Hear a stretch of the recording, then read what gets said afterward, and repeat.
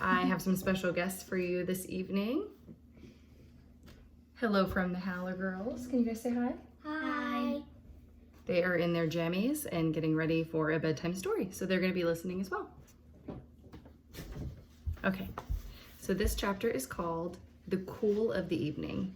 And remember, they're at the fair and they're a little concerned about Uncle because he is a bigger pig, and so they're a little nervous about that. In the cool of the evening, when shadows darkened the fairgrounds, Templeton crept from the crate and looked around. Wilbur lay asleep in the straw. Charlotte was building a web.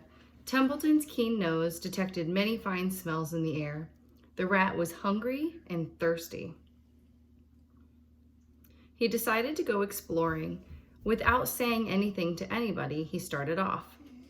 "Bring me back a word," Charlotte called after him. "I shall be writing tonight for the last time." Why do you think she's saying she's writing for the last time? The rat mumbled something to himself and disappeared into the shadows. He did not like being treated like a messenger boy. After the heat of the day, the evening came as a welcome relief to all. The Ferris wheel was lightened now. It went round and round in the sky and seemed twice as high by day. There were lights on the midway, and you could hear the crackle of the gambling machines and the music of the merry-go-round, and the voice of the man in the Beano booth calling numbers. Their children felt refreshed after their nap. Fern met her friend Henry Fussy, and he invited her to ride with him in the Ferris wheel. He even bought a ticket for her, so it didn't cost anything.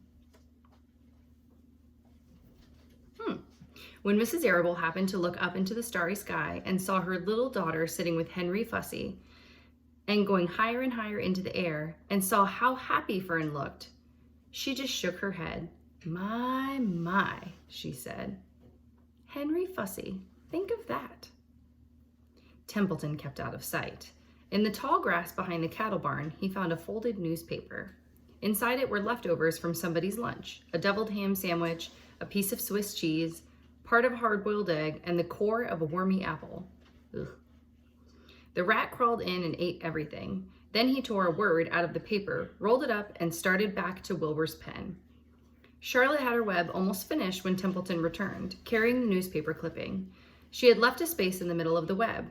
At this hour, no people were around the pig pen, so the rat and the spider and the pig were by themselves.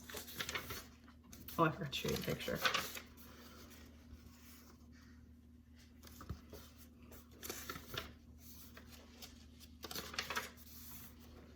"I hope you brought a good one," Charlotte said. "It is the last word I shall ever write." Again, why does she keep saying that? "Here," said Templeton, unrolling the paper. "What does it say?" asked Charlotte. "You'll have to read it for me." "It says, humble," replied the rat. "Humble?" said Charlotte. Humble has two meanings. It means not proud, and it means near the ground. That's Wilbur all over. He's not proud, and he's near the ground. "Well, I hope you're satisfied," sneered the rat. "I'm not going to spend all my time fetching and carrying. I came to this fair to enjoy myself, not to deliver papers." He doesn't sound very happy. "You've been very helpful," Charlotte said. "Run along if you want to see more of the fair." The rat grinned. "I'm going to make a night of it," he said. The old sheep was right. This fair is a rat's paradise. What eating and what drinking! And everywhere good hiding and good hunting. Bye-bye, my humble Wilbur. Fare thee well, Charlotte, you old schemer. This will be a night to remember in a rat's life. He vanished into the shadows. Charlotte went back to her work. It was quite dark now. In the distance, fireworks began going off, rockets scattering fiery balls in the sky.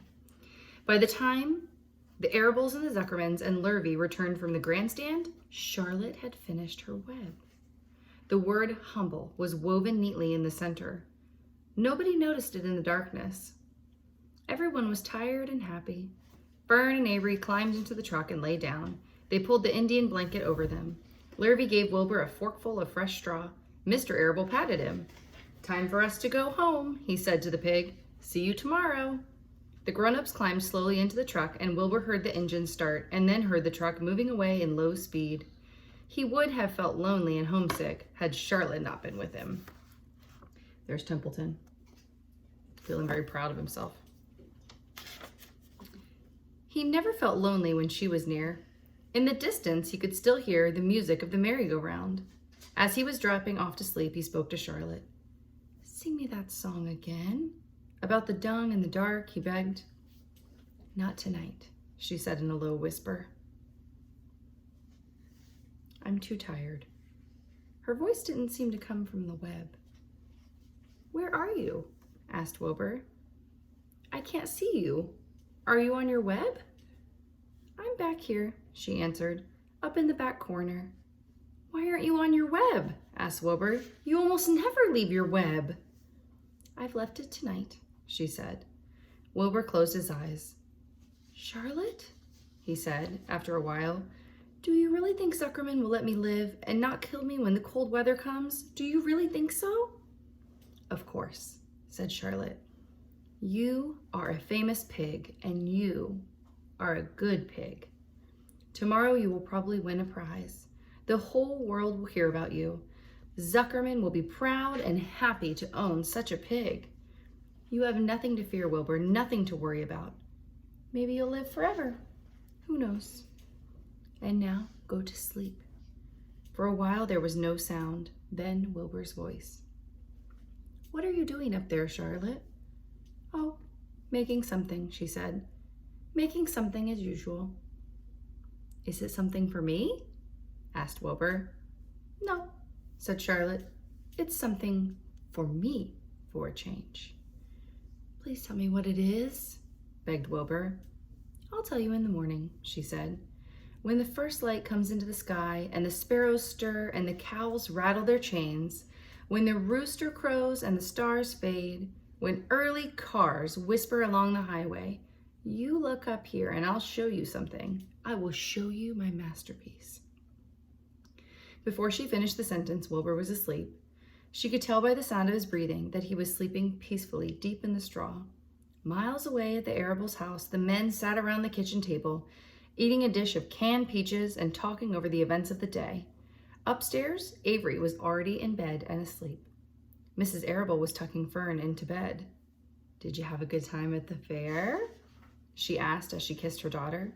Fern nodded. "I had the best time I have ever had anywhere or any time in all of my whole life." "Well," said Mrs. Arable, "isn't that nice?" The next chapter is called The Egg Sack. Where do you think that egg sack is coming from? Or maybe who is it coming from? I don't know if you can see in the background, but the wall back here and here is blue, and there's a little bit of tan and some tape back there. I'm currently painting Natalie's bedroom, and I ran out of paint. Ooh. So I ordered more, and I'm waiting for it to come in, and then maybe I can give you an update when I finish painting, but she's switching over to a nice little blue color. Well, I am off to put the girls in bed. If you are watching this at night, like we are, sweet dreams. And if you're watching this in the morning, good morning. Have a wonderful day. I miss you guys.